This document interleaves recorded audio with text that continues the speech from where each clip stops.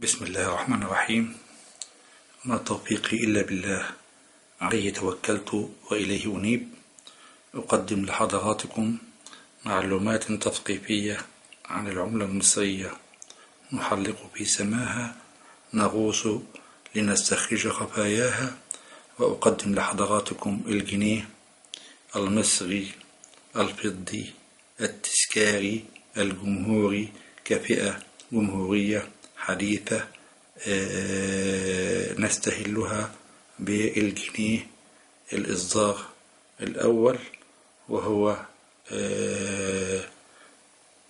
جنيه تذكار انطلاق كهربة السد العالي.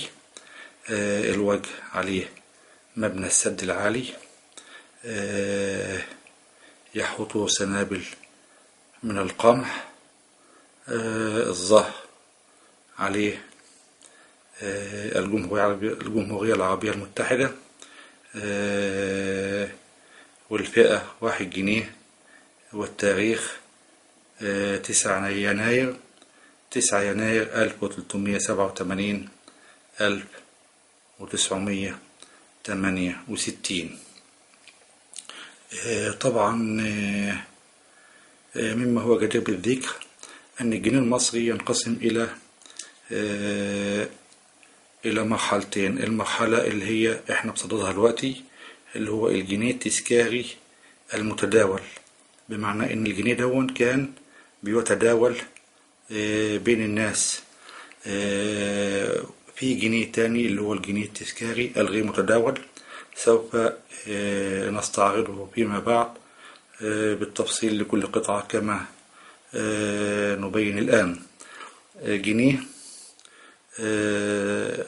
لرئيس الزعيم جمال عبد الناصر، الوجه عليه صورة الزعيم الراحل جمال عبد الناصر.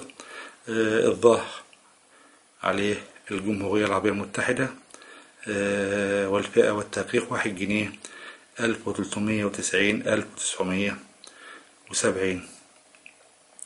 أيضا مما هو جدير بالذكر أن الجنيه دون أعتقد أن وزنه 28 جرام، عيار 720.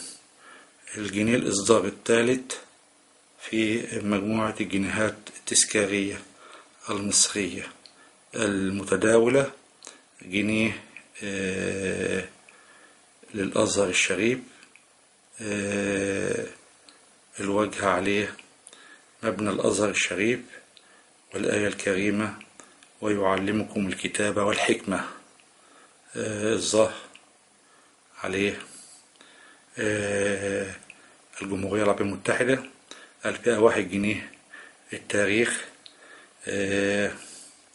1359 1361 1970 1973، من أسفل العيد الألفي للأزهر الشريف.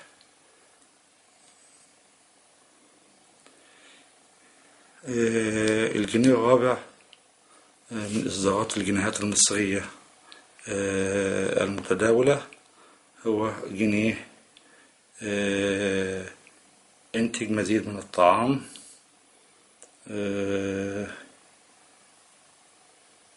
الوجه عليه مبنى السد العالي، يحيطه سنابل القمح، تحت منه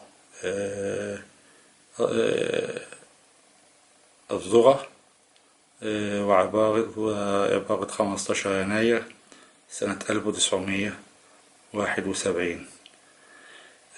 تصميم هذا تصميم الوجه.